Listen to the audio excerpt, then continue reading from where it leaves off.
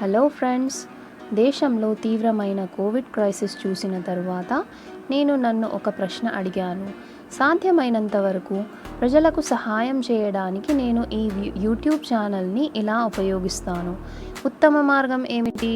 ఈ వీడియో ఆ ప్రశ్నకు సమాధానం. నేడు దేశవ్యాప్తంగా హాస్పిటల్స్, హాస్పిటల్ బెడ్స్, ఆక్సిజన్ మరియు వెంటిలేటర్స్ కొరతను ఎదుర్కొంటున్నాయి. కాబట్టి మీ కుటుంబంలో ఎవరైనా లేదా మీ స్నేహితులు కోవిడ్-19ను పొందినట్లయితే వారు హాస్పిటల్ బెడ్స్ పొందలేరని ఈ వర్స్ట్ పరిస్థితికి మీరు సిద్ధంగా ఉండాలి. అలాంటి సందర్భాల్లో మీరు వారిని ఇంట్లో ఉంచి ట్రీట్మెంట్ చేయవలసి ఉంటుంది.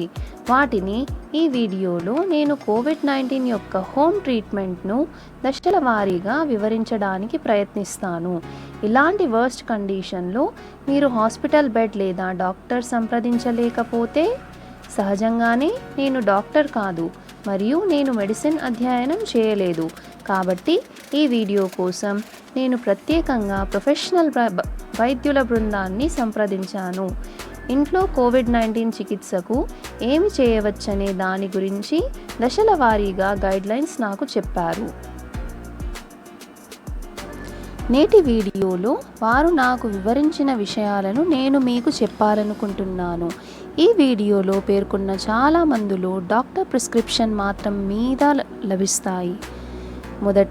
మొదట ఈ రోజుల్లో చాలా వైరల్ అయిన వాట్సాప్ ఫార్వర్డ్ ఉంది.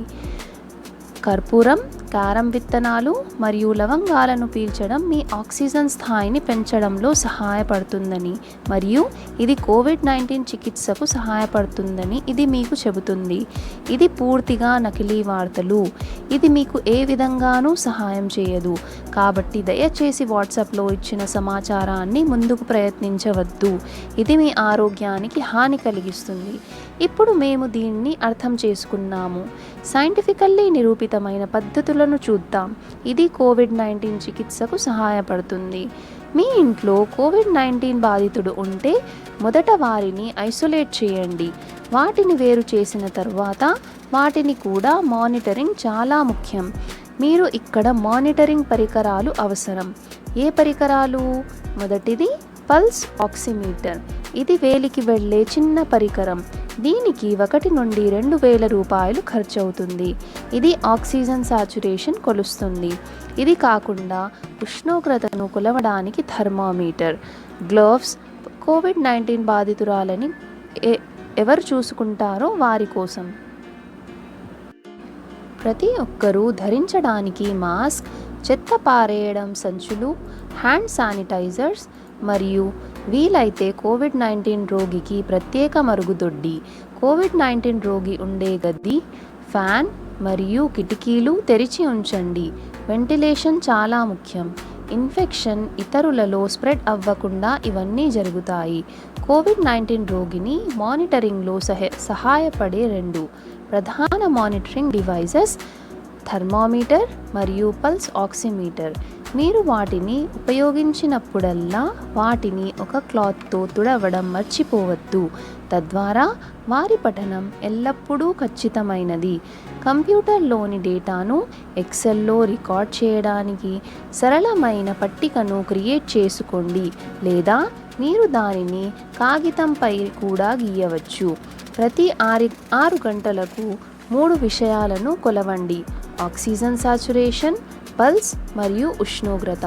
మొదట కూర్చున్నప్పుడు ఆక్సిజన్ సాచురేషన్ కొలవండి మరియు తర్వాత 1 నిమిషం వ్యాయామం చేసిన తరువాత సిట్ అండ్ స్టాండ్ 1 నిమిషం ఆపై కొలవండి. రోగిలో ఆక్సిజన్ సాచురేషన్ 94% కన్నా ఎక్కువ ఉంటే ఇది సాధారణం మరియు హాస్పిటల్లో చేరాల్సిన అవసరం లేదు. ఆక్సిజన్ సాచురేషన్ 92 నుండి 94% మధ్య ఉంటే ప్రతి 4 గంటలకు కొలిచేందుకు ప్రారంభించండి మరియు అది 92% కంటే తక్కువగా ఉంటే దశలో ఏమి చేయాలో నేను మీకు చెప్తాను. మరోవైపు మీరు ప్రతి 6 గంటలకు ఉష్ణోగ్రతను కొలవాలి. జ్వరం ఉంటే మీరు పారాసెటమాల్ ఇవ్వాలి. ప్రతి 6 నుండి 8 గంటలకు 1 గ్రామ్ పారాసెటమాల్ ఇవ్వాలి. జ్వరం మీద ఆధారపడి ఉంటుంది. ఈ పరిస్థితిలో రోగి యొక్క హైడ్రేషన్ చాలా ముఖ్యం. కాబట్టి రోగి తగినంత నీరు త్రాగుతున్నారని నిర్ధారించుకోండి. ఈ పరిస్థితిలో రోగి సహాయపడటానికి బ్యుడేసోనైడ్ వంటి పీల్చే స్టెరాయిడ్ని కూడా ఇవ్వవచ్చు. 800 mcg డోస్ ప్రతిరోజు 2 సార్లు. ఈ స్టెరాయిడ్ తరచుగా ఏరోసాల్ ప్యాకేజింగ్లో వస్తాయి మరియు వాటిని పీల్చడానికి ఒక స్పేసర్ అవసరం. ఒక స్పేసర్ ఇలా కనిపిస్తుంది. ఇది ఆస్తమా కోసం ఉపయోగించబడుతుంది. తదుపరి కండిషన్లో ఆక్సిజన్ సాచురేషన్ 92% కంటే తక్కువగా ఉంటే, ఈ సందర్భంలో హాస్పిటల్ మంచం అందుబాటులో ఉంటే రోగిని హాస్పిటల్లో చేర్చాలి. ఈ సందర్భంలో రోగి పొందవలసిన మందులు మరియు స్టెరాయిడ్లు ఇవి: dexamethasone 6 mg per day, prednisone 40 mg, methyl prednisolone 30 mg, hydrocortisone 150 mg. వీటిలో దేనినైనా ఇవ్వవచ్చు మరియు స్టెరాయిడ్స్ ఎలా తయారవుతాయో అది పట్టింపు లేదు. రాత్రి రోగి నిద్రలోకి వెళ్ళినప్పుడు వారిని పీడిత స్థితిలో పడుకోమని అడగండి, అంటే వారి కడుపు వద్ద తిరిగి పడుకోవాలి. ఇది ఆక్సిజన్ సాచురేషన్ పెంచే చాలా సులభమైన మరియు సైంటిఫికల్లీ నిరూపితమైన సాంకేతికత. ఇది కాకుండా ఈ కండిషన్లో మళ్ళీ జ్వరం కోసం పారాసెటమాల్ వాడండి.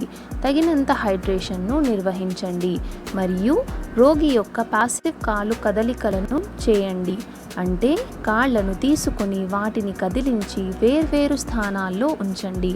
తద్వారా వారి బ్లడ్ సర్క్యులేషన్ బాగానే ఉంటుంది. మంచం మీద ఎక్కువసేపు పడుకోవడం వల్ల ఆ ప్రసరణ ప్రభావితం కాదు. ఈ కండిషన్లో ఫ్రెండ్స్, మీరు ఇంట్లో కూడా ఆక్సిజన్ను అందించాల్సి ఉంటుంది. కాబట్టి ఎక్కడి నుంచైనా ఆక్సిజన్ ఏర్పాటు చేయడానికి ప్రయత్నించండి. మీరు నేసల్ క్యానులాను కూడా ఉపయోగించవచ్చు. ఇది ముక్కులోకి వెళ్ళే పరికరం వంటి ట్యూబ్. ఇది ఆక్సిజన్ను రోగి యొక్క శరీరానికి ప్రవహించటానికి సహాయపడుతుంది. నిమిషానికి 2 నుండి 4 లీటర్ల ఫ్లో రేటును నిర్వహించండి. తక్కువ రేటు ప్రారంభించండి మరియు అవసరమైతే నిమిషానికి 6 లీటర్ల వరకు స్కేల్ చేయండి. రోగి యొక్క ఆక్సిజన్ సాచురేషన్ 92% పైన ఉన్నంత వరకు. స్పష్టంగా రోగిలో ఆక్సిజన్ సాచురేషన్ పెరిగినప్పుడు వారు బ్రెత్లెస్నెస్ అనుభవించరు మరియు వారి రెస్పిరేటరీ రేట్, అంటే వారు నిమిషానికి ఎన్నిసార్లు శ్వాస తీసుకుంటున్నారో నిమిషానికి 24 కన్నా తక్కువకు వెళ్తుంది. కాబట్టి రోగి మెరుగుపడడం ప్రారంభించాడని మీరు చెప్పగలరు. రోగి ఆరోగ్యం మెరుగుపడడం ప్రారంభించింది. ఒకవేళ అది జరగకపోతే మరియు ఆక్సిజన్ సాచురేషన్ 90% కన్నా తక్కువకు పడిపోతుంది, ఈ సందర్భంలో మీరు హాస్పిటల్ బెడ్ పొందగలిగితే మంచిది. ఎందుకంటే హాస్పిటల్ బెడ్లోకి వెళ్ళడం చాలా ముఖ్యం. కానీ హాస్పిటల్ పడకలు అందుబాటులో లేకపోతే ఇంట్లో అదే చికిత్సను కొనసాగించండి. స్టెరాయిడ్లను ఇచ్చే మందులు ఇవ్వడం కొనసాగించండి.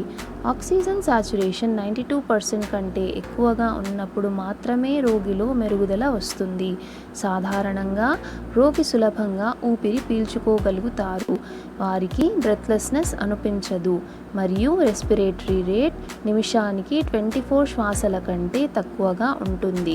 నేను ఉపయోగించకూడని కొన్ని మందులు మరియు స్టెరాయిడ్ల జాబితాను ఇవ్వాలనుకుంటున్నాను. ప్రజలు వాటిని కొంత సమయంలో ఉపయోగకరంగా భావించారు, కానీ తరువాత ప్రచురించిన పరిశోధనా పత్రాలు అవి ఉపయోగపడవు అని నిరూపించాయి. రెమ్డెసివిర్ నిర్దిష్ట ఉపయోగ కేసుల కోసం. ఇప్పటి వరకు కోవిడ్-19కు వ్యతిరేకంగా మరణాలను తగ్గించడంలో ఇది సహాయపడుతుందని ఏ శాస్త్రీయ పరిశోధన కూడా నిరూపించలేకపోయింది. ఇది తీసుకోవడం ద్వారా మీరు చనిపోయే అవకాశాలను తగ్గించదు. కొంతమంది పరిశోధకులు రెమ్డెసివిర్ సరైన సమయంలో ఇస్తే అనారోగ్యం యొక్క వ్యవధిని తగ్గించడంలో సహాయపడతారని చెప్పారు. ఈ డ్రగ్ అన్ని హైప్, కొరత మరియు వాస్తవానికి బ్లాక్ మార్కెటింగ్. ఈ డ్రగ్ దాదాపు పనికిరాదు. కానీ నేను మీకు చెప్పిన ఇతర స్టెరాయిడ్లు అవి వాస్తవానికి చికిత్సలు సహాయం చేస్తున్నాయి.